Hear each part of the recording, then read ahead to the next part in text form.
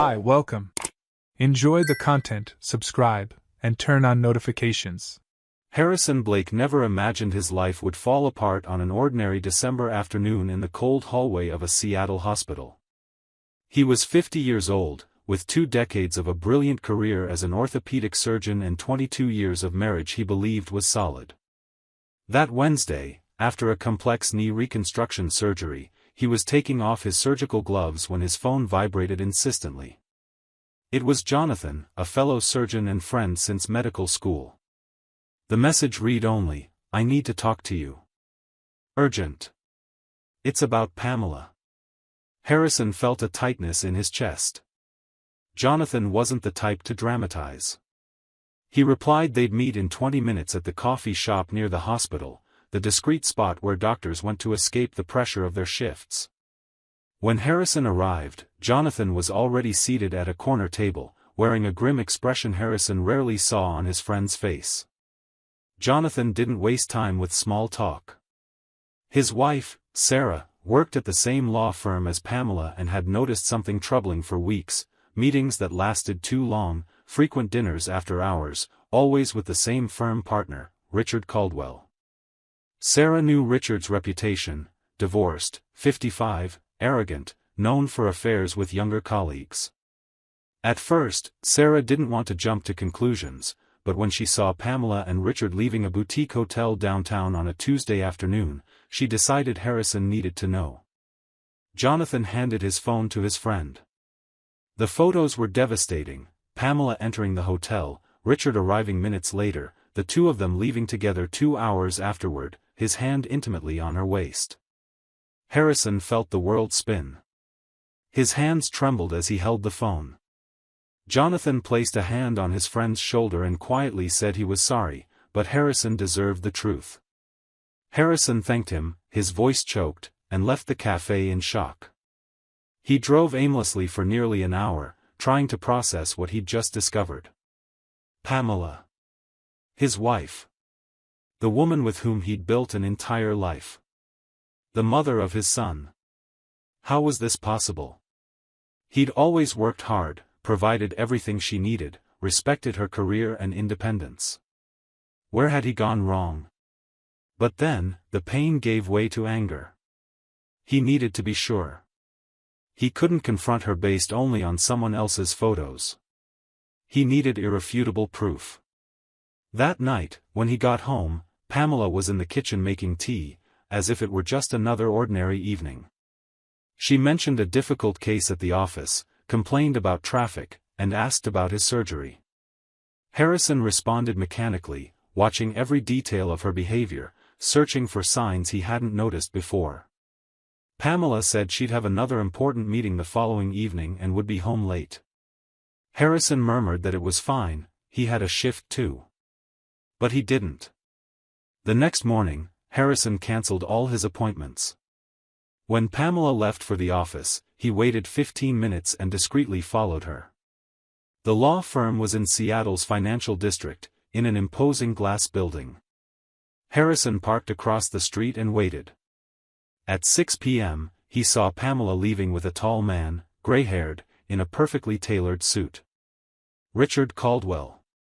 They walked together to an underground parking garage and got into his car, a black Mercedes.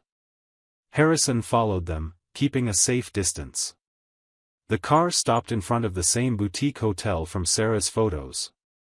Harrison watched as the two walked in together, Pamela laughing at something Richard said, his hand possessively on her back. Harrison photographed everything with his phone, feeling a mix of fury and desolation he'd never experienced before. He waited there, parked, for nearly 3 hours. When they came out, it was almost 10 p.m. Pamela adjusted her hair, Richard held her hand before they said goodbye with a quick kiss. Harrison had to summon every ounce of self-control not to get out of the car and confront them right then and there. He got home before Pamela. When she arrived past midnight, Harrison was in the living room, pretending to watch TV. She said the meeting had been exhausting, took a quick shower, and went to bed. Harrison waited until he was sure she was in a deep sleep. Then he took her phone from the nightstand. He knew her old password pattern, their son Caleb's birthday. He tried variations until he unlocked it using the year reversed. What he found was worse than he'd imagined. Months of messages between Pamela and Richard. Explicit conversations, intimate photos, travel plans. But what hurt him most were the messages where Pamela mocked him. Harrison is such a workaholic, he doesn't notice anything around him. He's a good provider, but he doesn't make me feel alive. Richard, you understand me in a way he never did.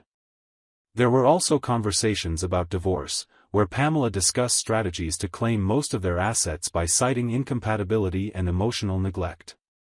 Richard, experienced in divorces, offered tactical advice. Harrison copied everything. He saved it to the cloud, took screenshots, organized it all by date. When he finished, it was 4 a.m. He looked at Pamela sleeping peacefully beside him and felt a deep emptiness. 22 years, thrown away. The next morning, Harrison woke Pamela early. Still groggy, she watched as he placed her phone on the kitchen table, messages open on the screen. Pamela blinked in confusion, then saw what was exposed and turned pale. She tried to grab the phone, but Harrison was quicker. She began stammering denials, then cried, and finally admitted it. She said she'd been unhappy for years, that Harrison lived for his work, never had time for her, and that Richard made her feel desired. Harrison listened in silence, each word like a stab to his chest. When she finished, he said only, his voice icy, "You'll pay for this." Pamela, regaining her composure and revealing the sharp lawyer she was, shot back, "I'm filing for divorce, and you're going to give me half of everything, Harrison. You'd better accept it now and make this easier for Caleb." Harrison didn't respond. In the days that followed, he hired Margaret Chen, one of Seattle's most feared divorce attorneys. Margaret listened to the whole story, reviewed all the evidence, and smiled with satisfaction. With that material, she could dismantle any hope Pamela had of securing a favorable settlement. Harrison meticulously organized all financial documents, copies of investments, property deeds, bank accounts. He prepared for the war he knew was coming. Pamela, meanwhile, carried on as usual, convinced she was in control. Christmas was approaching, and as every year, Pamela's family would come for their traditional dinner at their house. Harrison decided this would be the perfect moment for reckoning. In the days leading up to Christmas, Harrison kept up appearances. He decorated the house, bought presents, and prepared the dinner details. Pamela was strangely cheerful, almost radiant. Harrison knew why. She thought she'd soon be free, starting a new life with Richard. Caleb, home from college for the holidays, noticed the tension between his parents, but when he asked, Harrison simply said everything was fine, just work exhaustion. On Christmas Eve, Pamela's family began arriving. Her parents, Donald and Martha, a traditional couple from Bellevue. Her 2 brothers, Stephen and Gregory, with their wives and children. There were also aunts, uncles, and cousins. The house filled with voices, laughter, and the smell of roasting turkey. Harrison played the perfect gracious host, serving drinks, making small talk, smiling when necessary. Pamela was radiant, hugging everyone, laughing loudly, as if it were the happiest night of her life. After dinner, as everyone gathered in the living room around the grand, twinkling Christmas tree, Pamela tapped a spoon against her champagne glass to get everyone's attention. Harrison knew this moment would come. Everyone fell silent, looking curious. Pamela, with a smile that didn't reach her eyes, announced, "Harrison and I have something important to share with all of you. We've decided our marriage has come to an end. We're getting divorced. I filed for divorce today, and Harrison will respect my decision. We know it's a difficult time, but it's best for both of us." The silence that followed lasted only 3 seconds before her family's shocking reaction. Martha, Pamela's mother, stood up from her armchair, arms raised, "Hallelujah. Thank God, my daughter. Finally. You deserve so much better than this." Stephen and Gregory started clapping, Gregory shouted, "That guy was never good enough for you, sis. Now you can really be happy." Donald, her father, raised his wine glass and toasted loudly, "To my daughter's new life. To freedom. Pamela, we're proud of you." Cousins and sisters-in-law joined the celebration, hugging Pamela and congratulating her as if she just announced a great achievement. Caleb, sitting beside his father on the couch, looked at Harrison completely lost, his eyes filling with tears. Harrison placed a hand on his son's shoulder, silently reassuring him. He watched the whole pathetic scene with cold, almost surgical calm. Then, slowly, he stood up. He walked over to the Christmas tree and picked up a large box wrapped in red paper hidden behind the other gifts. He returned and handed it to Pamela in front of everyone. "Your Christmas present, darling," he said in a neutral tone that made Pamela frown. Confused, she opened the box while the family watched curiously. Inside was a large envelope. Pamela opened it, and her face shifted from confusion to horror in seconds. Inside the envelope were printed copies of all her messages with Richard, arranged chronologically. Photos of her and Richard entering hotels, leaving restaurants, kissing. There were also credit card statements highlighting suspicious expenses, hotel receipts, and a USB drive. Along with everything else was a formal letter from attorney Margaret Chen notifying Pamela that Harrison had already filed for divorce on grounds of adultery and was seeking an unequal division of assets due to her misconduct, as well as complete forfeiture of spousal support. Pamela tried to quickly close the envelope, but Harrison was faster. He grabbed some of the photos and spread them on the coffee table for everyone to see. "Since we're sharing family news," Harrison said in a calm but cutting voice, "I think it's only fair everyone knows the full story."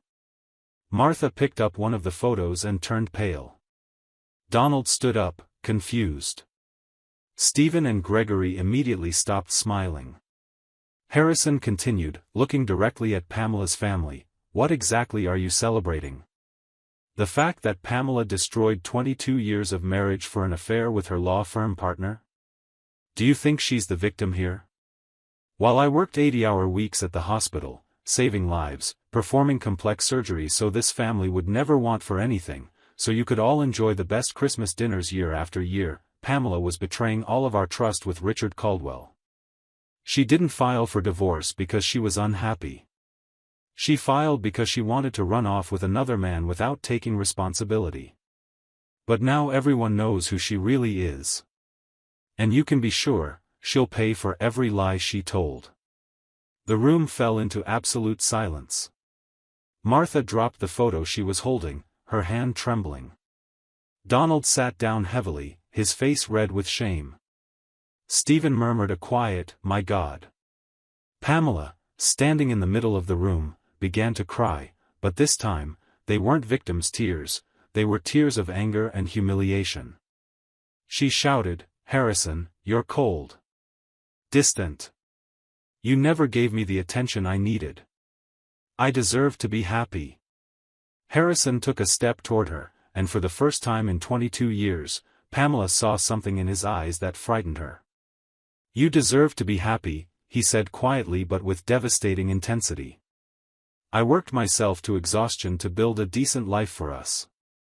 I paid for your law school when we were just starting out. I supported every promotion, every job change. When Caleb was born, I was there, waking up with you every night. I never denied you anything. And you repaid me by cheating, plotting to destroy me financially, and laughing at me with your lover. So don't come talking to me about deserving happiness." Donald, Pamela's father, finally reacted. He looked at his daughter with deep disappointment. "Pamela, what have you done?" Martha began to cry, not with joy this time, but with shame. Stephen and Gregory didn't know where to look. Their wives quietly gathered the children and began leaving the room. Pamela tried to defend herself, but her words tumbled out jumbled and meaningless. Caleb, who had remained silent the whole time, suddenly stood up and ran to his room, crying. Harrison looked at Pamela with coldness. "Leave. Get out of my house. Now." Pamela tried to protest, but Donald intervened. "He's right. Come on, Pamela. You don't belong here anymore." Her family quickly gathered their things, the celebratory mood completely shattered. Martha tried to approach Harrison to apologize, but he simply turned and walked upstairs to Caleb's room. He found his son lying on the bed, sobbing. Harrison sat beside him and placed a hand on his back. "Dad, is it true? Did Mom really do this?" Caleb asked, his voice breaking. Harrison took a deep breath. "Yes, son. It's true. And I'm so sorry you have to go through this. But I want you to know one thing, none of this is your fault. And no matter what happens, I'll always be here for you. Always." Caleb clung to his father and cried for long minutes. Harrison held his son, feeling his own heart shatter, but staying strong for the boy. Downstairs, they heard the sounds of Pamela's family leaving, car doors slamming, engines starting. When silence finally returned, Harrison went downstairs and found Pamela still in the living room, alone, holding the photos with trembling hands. She looked at him with a mix of anger and desperation. "Richard will take care of me. He truly loves me." Harrison almost laughed at her naivety. "Richard won't take care of anything. He's a predator who uses married women like you and discards them when things get complicated. But you'll figure that out on your own. Now get out of my house." Pamela gathered a few things and left without looking back. In the days after Christmas, Pamela's life crumbled like a house of cards. Richard, upon learning everything had been exposed and that there was documented proof of the affair, panicked. He called Pamela the day after Christmas, but it wasn't the supportive call she'd hoped for. Richard coldly said he couldn't risk his reputation at the firm, that it had all been a mistake, and that she should handle her problems on her own. When Pamela tried to argue, reminding him of all the promises he'd made, Richard simply hung up. She tried calling back dozens of times, but he blocked all her contacts. Pamela realized too late that she'd been used. At the law firm, the story began circulating discreetly. Sarah, Jonathan's wife, didn't need to say a word. Richard's sudden change in behavior, actively avoiding Pamela in the hallways, was enough to raise suspicions. The senior partners held a quiet meeting with Pamela, making it clear that although they wouldn't fire her, she was being removed from the firm's most important cases. Her reputation was tarnished. Pamela's family, deeply ashamed by their behavior at Christmas, cut off contact with her for weeks. Donald refused to answer her calls. Martha attempted a timid reconciliation in February, but their relationship was never the same. Her brothers barely spoke to her, still embarrassed about having celebrated something that was, in truth, a family tragedy. Meanwhile, the divorce proceedings moved forward relentlessly. Margaret Chen was ruthless. With all the evidence of Pamela's infidelity, and especially the messages where she and Richard plotted strategies to get more money in the divorce, the judge sided with Harrison on nearly every issue. Washington was a community property state, but the judge had discretion to adjust the division based on each party's conduct. Pamela ended up with only 30% of the marital assets, lost all rights to spousal support, and was even ordered to pay part of Harrison's legal fees due to the bad faith shown in her messages. Harrison kept the house, most of the investments, and the car. Pamela had to move into a small apartment in a more modest Seattle neighborhood. Caleb, initially confused and hurt, gradually began to understand the full extent of what his mother had done. He visited Pamela a few times at her new apartment, but their conversations were tense and superficial. Pamela tried to justify herself, casting herself as the victim, but Caleb was mature enough now to see through the manipulation.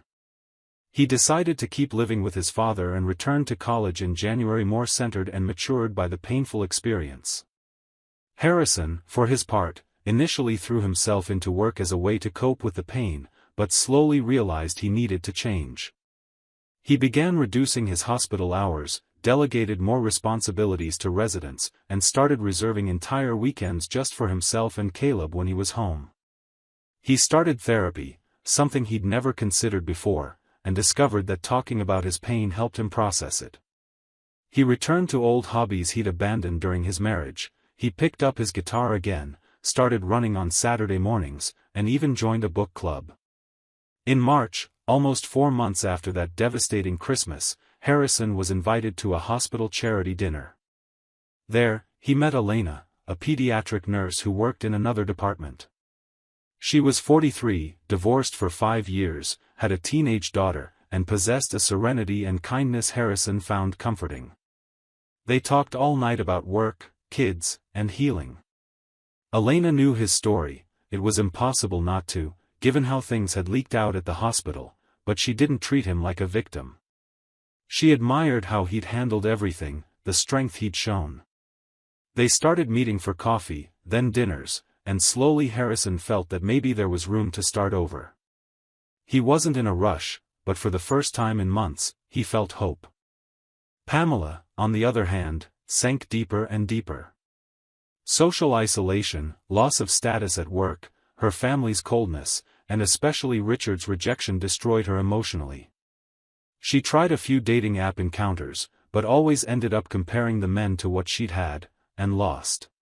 She started therapy too, but it took months before she could admit her own responsibility in the disaster she'd created. In May, 6 months after Christmas, Pamela finally had an honest conversation with Caleb. She apologized sincerely, without excuses or self-pity. Caleb listened, but said he needed time. Their relationship began to improve slowly, but it would never be what it once was. When the next Christmas approached, Harrison organized a completely different celebration. He invited Caleb, who was home for the holidays, Jonathan and Sarah with their kids, some hospital colleagues, and Elena with her daughter. The house was decorated, but more simply, more cozily. There was no showiness, just genuine warmth. During dinner, Caleb raised his glass and said, his voice choked, "I want to make a toast to my dad. This year was the hardest of our lives, but you never gave up. You taught me what it means to have integrity, dignity, and to stand tall even when everything falls apart. Thank you for being the man you are, Dad. I love you." Harrison felt his eyes well up, but he smiled. He looked around the table at the people who truly mattered, people who were there not out of family obligation, but out of genuine affection. Elena discreetly took his hand under the table and squeezed it warmly. For the first time in a year, Harrison felt true peace. Meanwhile, Pamela sat alone in her small apartment, scrolling through old photos on her phone. Pictures from past Christmases, the family gathered together, little Caleb opening presents, Harrison smiling as he carved the turkey. She finally understood what she'd lost. It wasn't just a marriage, it was a family, a history, a man who would have given her everything. Richard never reached out again. Her family kept a respectful but distant silence. And Caleb, though trying to rebuild their relationship, would never look at her the same way again. Pamela realized she'd traded 22 years of real love for a few months of empty excitement with a man who discarded her at the first sign of trouble. The cost of that choice would be paid for the rest of her life, in every lonely Christmas, in every family event she'd no longer be central to, in every disappointed look from her son. Harrison, on the other hand, had discovered that starting over was possible, that pain wasn't permanent, and that he deserved to be happy with someone who truly valued him. His revenge hadn't been violent or cruel, it had simply been to expose the truth and let natural consequences take their course. And in the end, that was more devastating than any retaliation could have been.